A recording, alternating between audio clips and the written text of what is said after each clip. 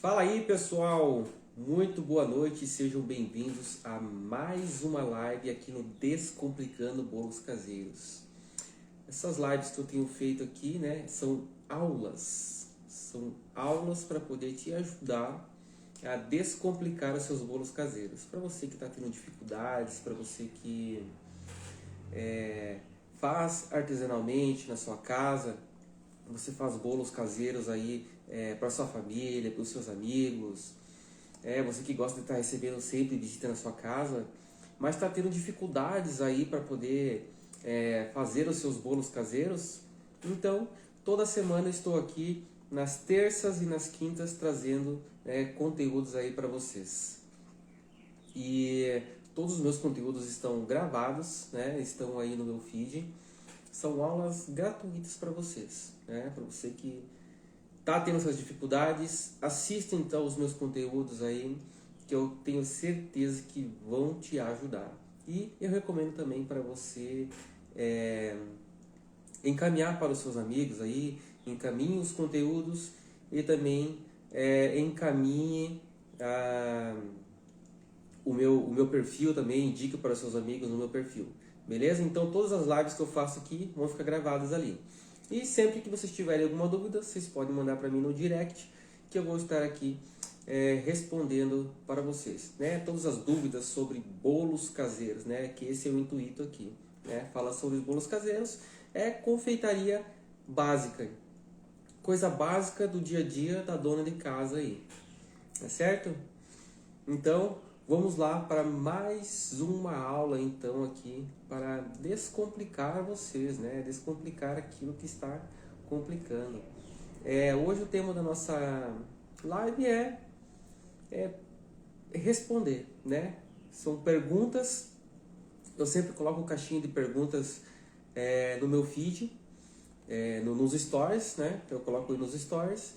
Vocês colocam lá a dúvida de vocês e eu venho aqui e respondo.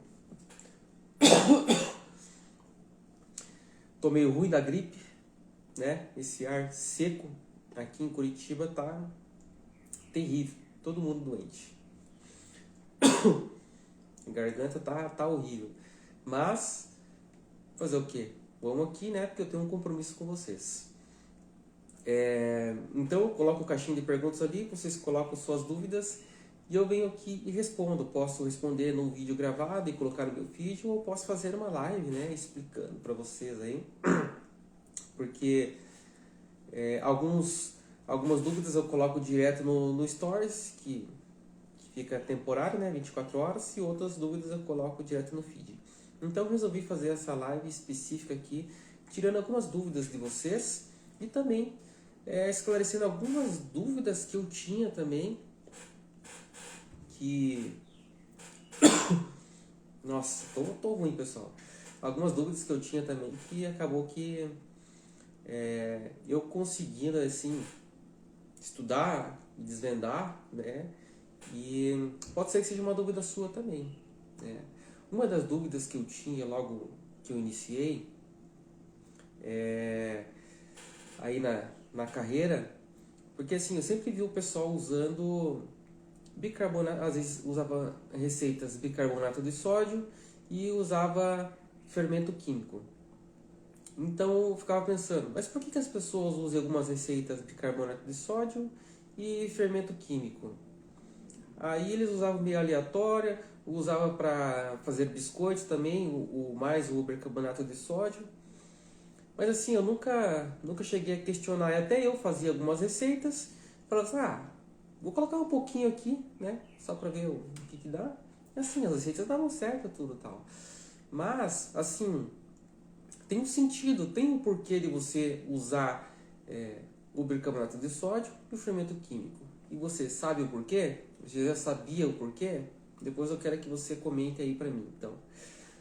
Então, o fermento químico, ele já tem bicarbonato de sódio, né?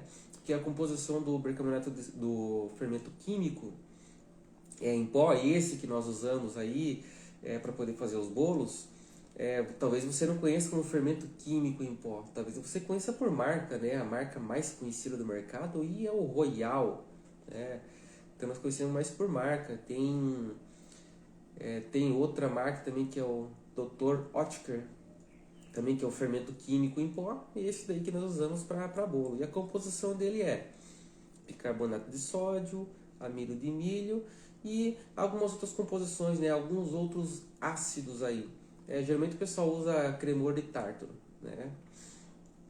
Mas assim, a composição é essa daí.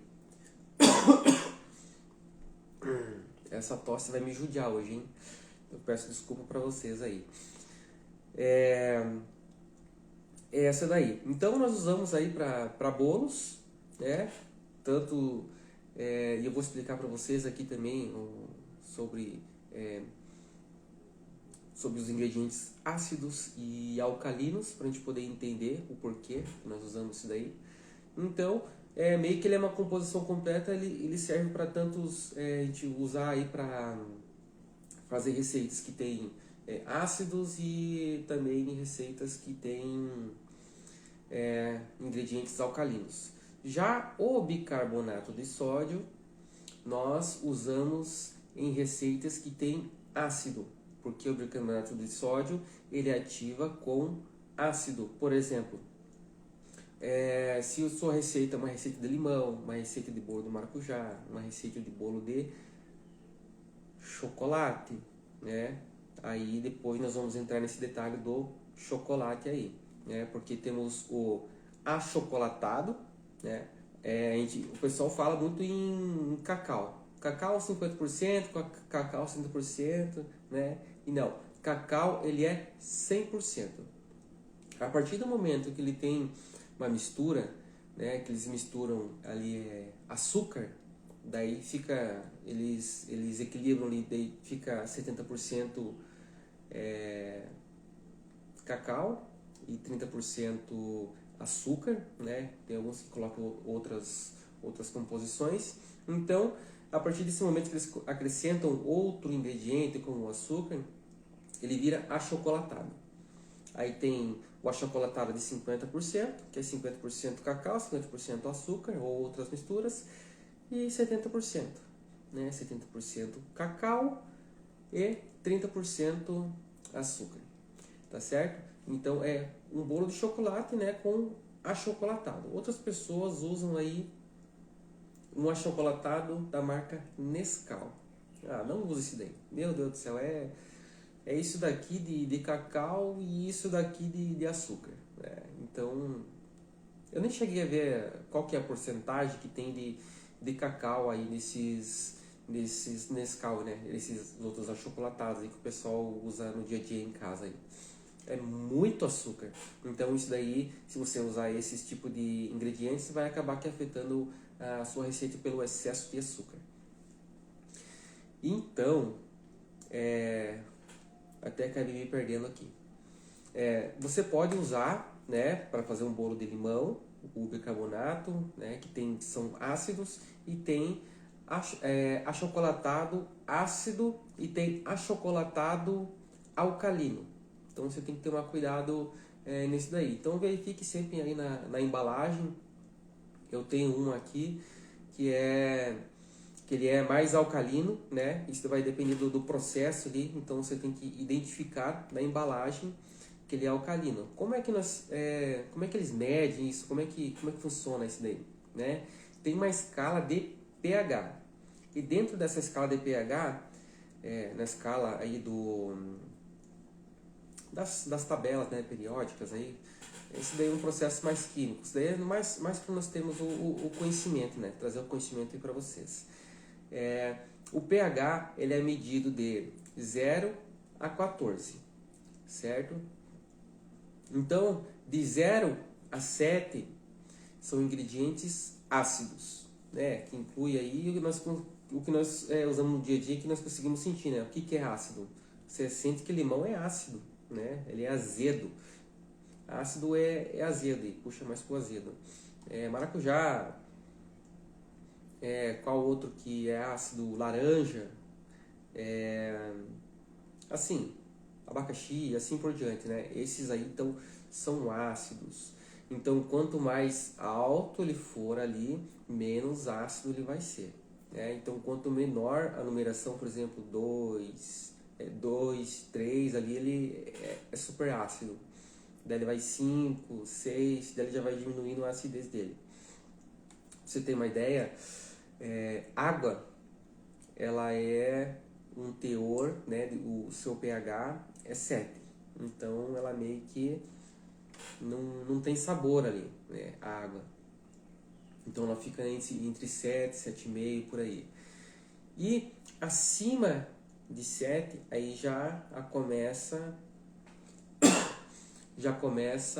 né, os ingredientes alcalinos, né? Daí ele já puxa mais pro amargo.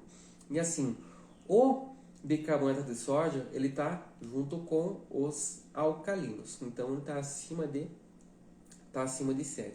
Então quando você for usar, por exemplo, o bicarbonato na sua receita, ele tem que usar, né, com que seja ao contrário dele, que é o ácido, um alcalino, né, com o ácido, que ele vai ajudar a neutralizar ali, né, o ácido, para que o ácido não interfira no resultado da sua receita, né, pode inibir o desenvolvimento ali do seu fermento químico. Pode também ficar muito, muito azedo, muito ácido, então ele ajuda a neutralizar ali, né, e ajudar também a desenvolver legal a sua massa. Então quando você fizer um bolo que vá algum ingrediente muito ácido, então você usa o bicarbonato de sódio, tá certo? Mas você precisa tomar cuidado com o uso do bicarbonato de sódio. Você não pode usar na mesma proporção que você usa o fermento químico. Por quê? Porque o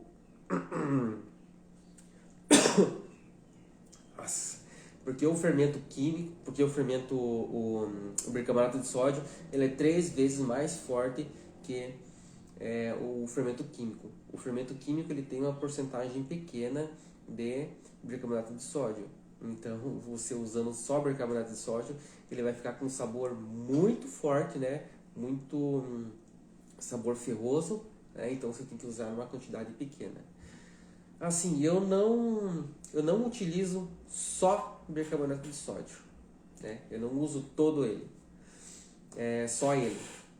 Eu uso um pouco de fermento químico, né? E uso uma pequena quantidade, né? Bem pequena. Então você reduz um pouco a quantidade do fermento químico e utiliza só um pouquinho também de fermento de bicarbonato de sódio daí, quando for ácido.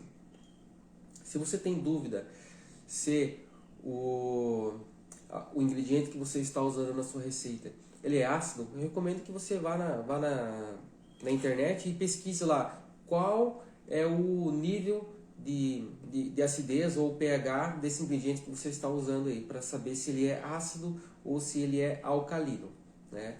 Porque assim, não vem descrito ali quando muitas vezes você compra, dependendo do produto, né? O maracujá.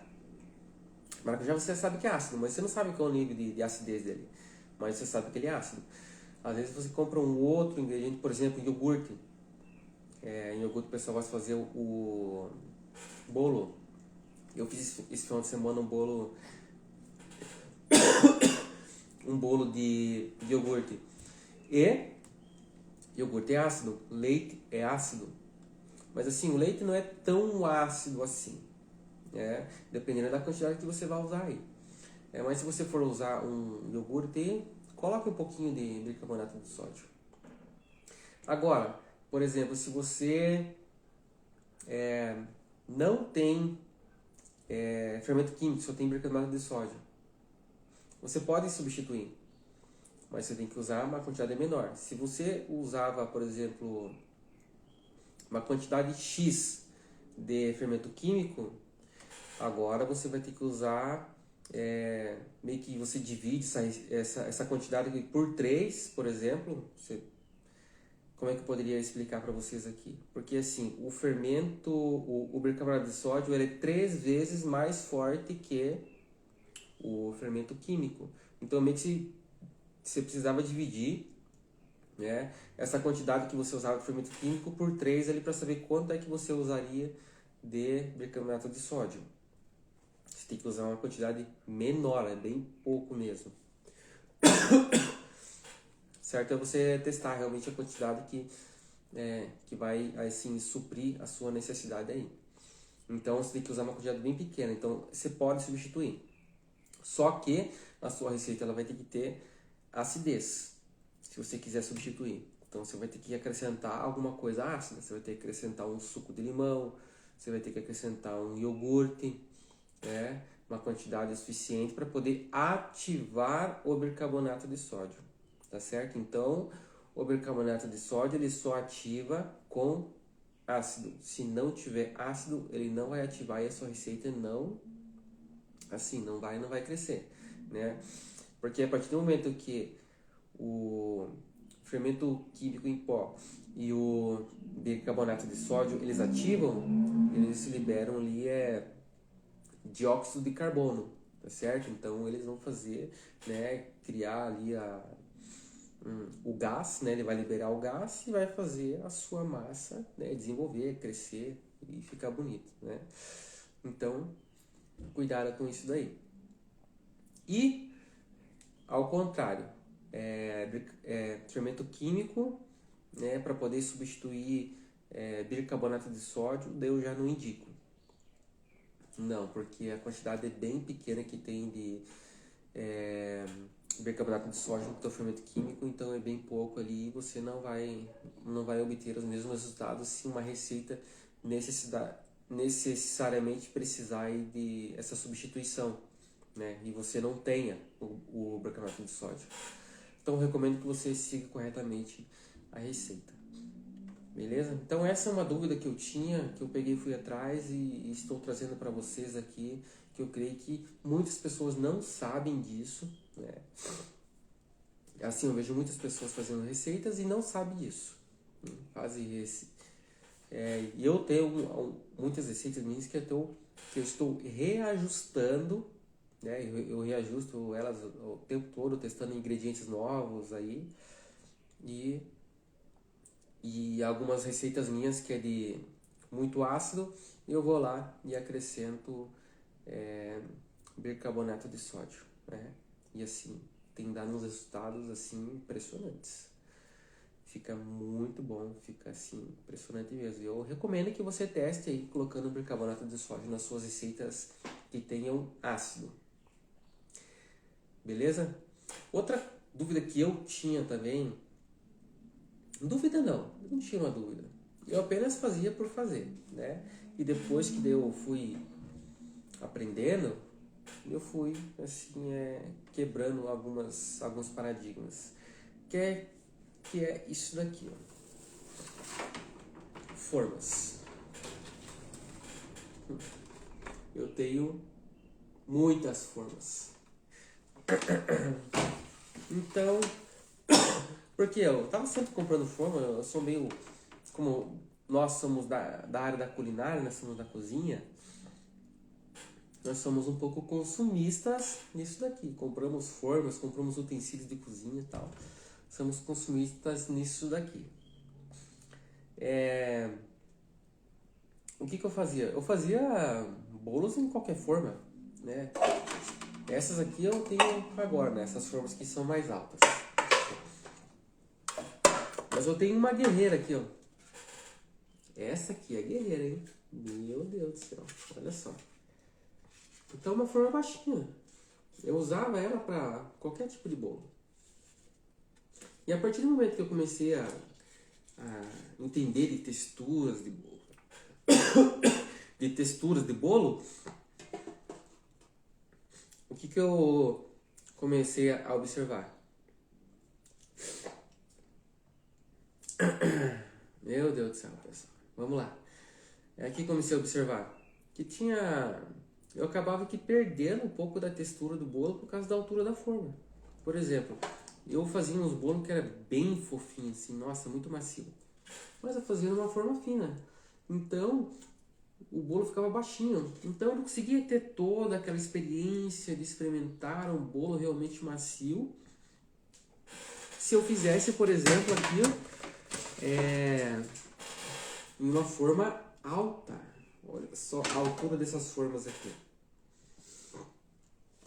Essas formas aqui são bem mais altas que essa daqui, ó, olha só. Então você consegue ter uma outra experiência se você pegar e fizer um bolo macio, um bolo alto, né? Aqui, usando essa forma. Você consegue ter uma melhor experiência para você que é dona de casa aí. Porque às vezes não adianta você pegar, eu quero um bolo super macio, né? Super, nossa, colocar uma cobertura ali, colocar assim no prato para servir aí a minha família, as minhas visitas. Um bolo super macio, mas ele fica dessa finurinha. Assim, aquela experiência que você poderia ter, você não vai ter, né? Então eu recomendo que você, se for fazer um bolo super macio, fofo, que esse é o nosso intuito aqui, né, para descomplicar aí, é fazer os bolos numa forma alta. Agora, o formato, ó, esse daqui é meio oval. Esse daqui é meio, esse daqui é retangular, né, essas formas aqui. O tamanho delas, assim, eu nem sei, porque como eu não faço bolo por quilo, isso daqui não interessa muito. E como você também, eu acho que você talvez não faça bolo por quilo, né? Você faz só para sua família, não faça comercialmente. Assim, não importa muito. Mas é claro que a partir do momento que você começar a fazer umas receitinhas assim, você vai sabendo em qual tamanho de forma que você pode usar. Agora, por exemplo, essas aqui, ó. Essa aqui eu sei que vai uma receita que dá mais ou menos 1 quilo, né, de massa de bolo um caseirinho assim.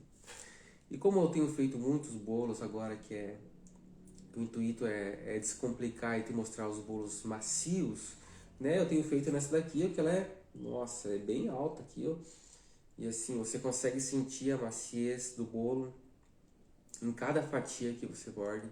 Você consegue sentir a maciez dela, questão de sabor, parece que fica mais intenso assim, nossa, você consegue sentir muito mais do que um bolo numa forma baixinha assim, parece que fica meio sem graça, você come, parece que você fica diferente, né? Então, eu recomendo que você use formas mais altas, né, para os seus bolos macios. Agora, se por exemplo, se você estiver fazendo um bolo de torta salgada, você pode fazer de uma forma mais baixinha, né? Você pode fazer. Mas se for um bolo doce, aí faça nessa daqui, ó. Se for um bolo para uma quantidade de pessoas assim muito grande, né? Então faça dessa forma retangular e você consegue fazer uma camada aqui, né? Faz uma camada de uma cobertura, vai ficar legal, mas faça numa forma mais alta. Não tem critério assim, para esse tipo de receita ou você tem que usar tal tipo de forma. Não tem essa regra aí, beleza? Eu tenho uma outra forma aqui também que eu uso para biscoito, não vou usar para bolo, né? Já usei para poder fazer, não sei se você já viram aquelas sobremesas que tem várias camadas, que parece que tem uma massa de bolo em volta e tem várias camadas. Eu usava esse tipo de forma aqui, né, para poder fazer essas massas, que são as massas mais fininhas assim, para você colocar em volta das suas tortas. E, né, tem essas pequenininhas aqui também, então vai depender da quantidade de massa. Vai que você mora sozinho, mora sozinha, usa uma forminha pequena, fica bonito.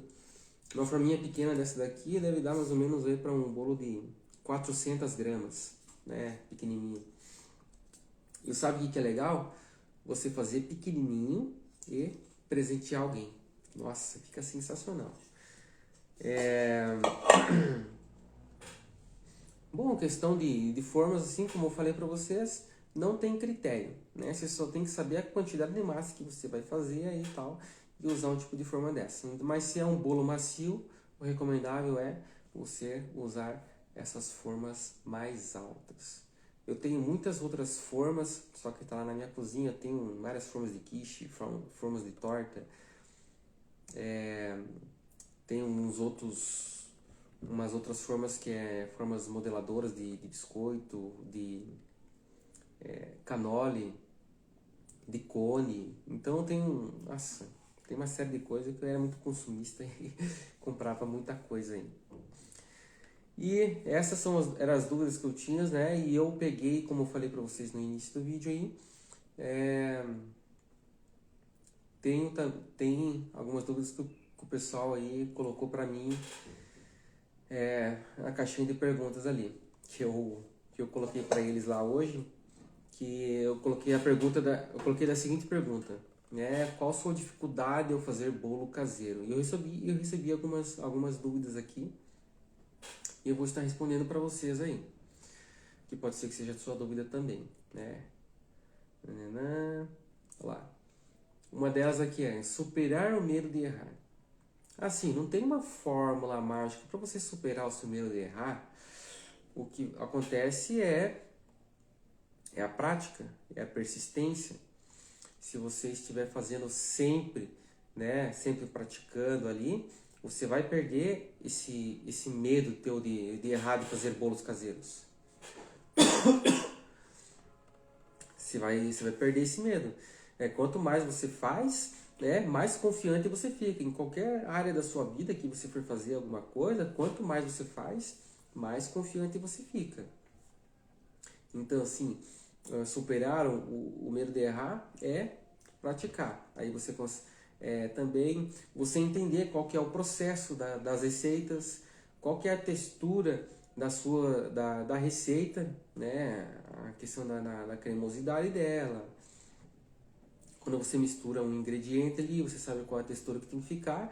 E isso você vai pegando experiência, você vai ficando mais confiante, né? Para fazer receitas diferentes, né? Pegar receitas diferentes e fazer, e você criar receitas diferentes também. Então, quanto mais você fizer, mais confiante você vai ficar. Aqui tem outra aqui que não, isso daqui é demais, né? Fazer.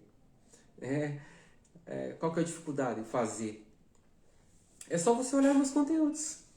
Olha os meus conteúdos aí, né?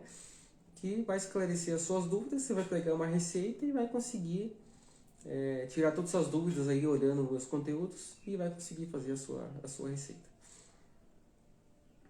O que acontece se eu errar no fermento? Bom, você pode errar para mais e pode errar para menos. O que seria isso? Se você usar demais, o teu bolo ele vai crescer e vai subir e vai espalhar pela forma que ele vai crescer demais. Você colocou muito fermento. Então ele vai sair, vai transbordar aí na sua forma e vai queimar as laterais. Depois ele vai baixar de novo. Por quê? Porque o excesso de fermento, o excesso de gás, né? Em vez dele ele crescer e ficar uniforme, o gás ele vai ser demais, ele vai se dissipar. Então ele não vai conseguir segurar na tua massa aí. Você vai acabar aqui matando o seu bolo. Então não colocar demais, colocar na quantidade correta. Então você tem que seguir corretamente aí a receita que você tem em mãos, né? Geralmente o pessoal usa uma colher de sopa, para uma receita de bolo desse daqui, né? De 1 quilo. Receita de um bolo de 1 quilo. Você vai lá, faz a tua massa ali e vai dar mais ou menos aqui a tua receita de bolo. Então você vai usar uma colher de sopa aí. Então, essa é a quantidade correta. Agora, se você usar pouco fermento químico, o teu bolo não vai desenvolver, né? Ele vai ficar baixinho ali e é capaz de ficar batumado, né? Ou vai ficar pesado, né? Então, se você usar pouco fermento químico, ele não vai desenvolver tanto e vai ficar um bolo pesado. E se você usar demais, você matou a sua massa aí. Vamos ver outra pergunta aqui. Qual o jeito certo de untar a forma? Assim, se, por exemplo, eu uso nessa forma aqui e eu gosto de tirar, desenformar o bolo. Eu sempre gosto de desenformar o bolo. O que eu uso para poder untar? E eu já expliquei, também tem no meu feed aí.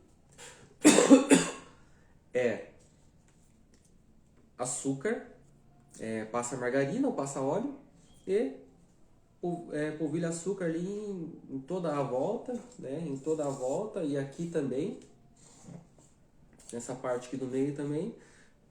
Passei margarina e açúcar e aí eu coloco minha massa. E daí para poder desenformar é bem mais fácil. Eu só passo as costas da faca, pela lateral e pelo meio também. E aí eu consigo desenformar e vai ficar perfeito o seu bolo. E outra coisa, você pode também untar. O pessoal, quando faz na forma retangular, eles não tiram da forma, né? Eles deixam na forma mesmo.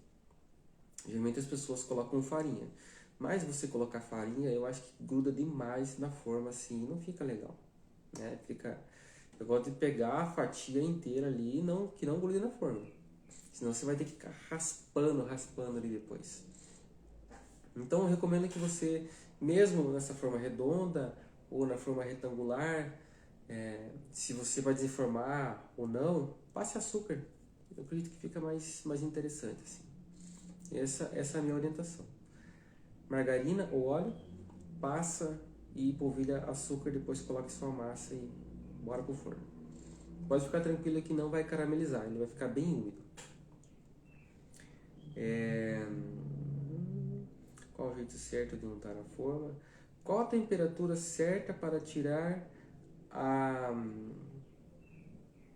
o bolo sem quebrar? Assim, retirou do forno, deixou descansar. Você pega e quando tiver já morno para frio, não precisa deixar ficar bem frio. Morno para frio você já consegue desenformar da sua forma. Outra coisa, voltando ali então para essa técnica para desenformar.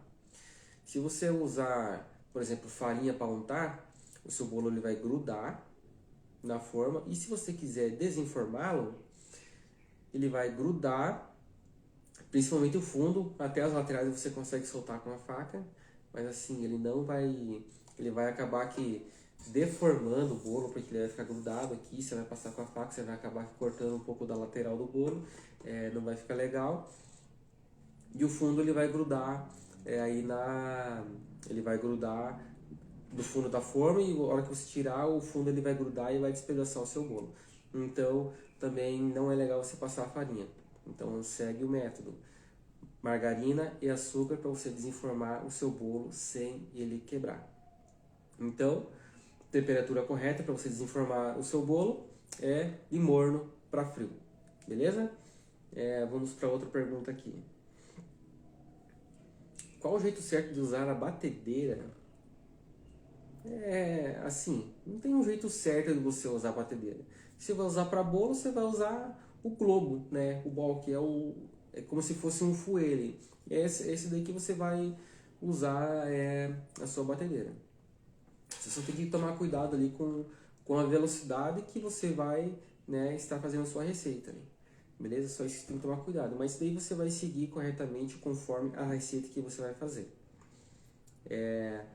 Outra pergunta que tenho aqui: qual o jeito certo de usar a batedeira? Qual é a melhor? O que é melhor? Usar essência de baunilha ou fruta?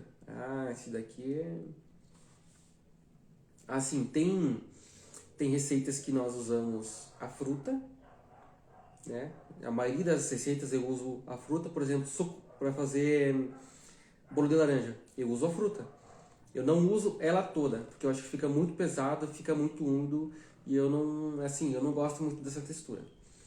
Ainda mais que vai óleo, parece que ela fica mais oleosa ainda quando você usa toda a fruta ali, por mais que você bata no liquidificador, né? Que você tem que bater, né? Não vai usar a laranja inteira. eu uso o suco da laranja e a raspa da laranja. Então, dependendo do que você for fazer, né? Por exemplo, limão, uso a raspa e o suco. Depende muito da receita que você vai fazer. Baunilha acaba que sendo, por questões financeiras, né? Você não vai usar a fava da baunilha, você vai usar a essência da baunilha. É claro que ficaria muito melhor você usar a fava de baunilha. Mas hoje, 2 favas de baunilha está custando R$ 80. E assim, você usa quase que uma fava inteira ali para poder fazer um bolo ou fazer uma sobremesa. Então meio que fica inviável. Então compensa você usar a essência de baunilha ou extrato de baunilha, né? Eu tenho um extrato aqui que é um concentrado de baunilha, assim, que fica um sabor sensacional, né? Melhor que a essência de baunilha. Então vai depender muito do tipo da fruta, né? Porque aqui, usar a essência ou usar a fruta vai depender bastante. Assim, tem uns que usam a essência, por exemplo, a essência de maçã, né? Eu já usei essência de maçã para poder fazer alfajor. Então, fica muito bom, fica um sabor bem intenso do que você usar a própria maçã, né? Ela vai ficar uma massa um pouco mais escurinha, um pouco mais pesada e não vai ter tanto o sabor da maçã ali. Não sei se vocês já fizeram torta de maçã, que assim, ela fica meio sem graça. Vou ser bem sincero, ela fica meio sem graça. Então você tem que acrescentar, por exemplo, açúcar mascavo, canela, para essa torta de maçã ficar com um sabor assim mais intenso, mais gostoso assim, tal. Mas usar só a maçã ali, ela fica bem sem graça. Então vai depender muito do que você quer e da fruta que você queira utilizar aí na sua receita. Então, assim, tem coisas que você pode usar essência, tem receitas que você pode usar a fruta. Beleza? Essas são as perguntas que mandaram para mim, né? Na caixinha de pergunta ali que eu coloco nos meus stories. E como se vocês estiverem assistindo depois essa live, né? Essa aula depois, vocês podem mandar para mim no meu direct, né? Dúvidas sobre o que vocês tenham dos bolos caseiros. E eu tenho uma aluna online aqui. Se você tiver alguma dúvida aí, você pode mandar para mim nos comentários, né, sobre bolos caseiros, que eu vou estar respondendo a você. Ou depois, né, se surge alguma dúvida, eu sempre falo para os meus alunos, aquelas pessoas que me assistem, né, que mandem as suas dúvidas para mim depois lá no direct, que eu vou estar respondendo a vocês, né? Então, pessoal, de conteúdo aqui hoje para vocês. Espero que tenha esclarecido muitas dúvidas de vocês nessa aula. E nós nos vemos aí na próxima quinta-feira aqui no Descomplicando Bolos Caseiros. Que esse é o intuito aqui, né? Ajudar vocês que estão com dificuldades em fazer os seus bolos caseiros. Beleza? Então, até a próxima e grande abraço para vocês.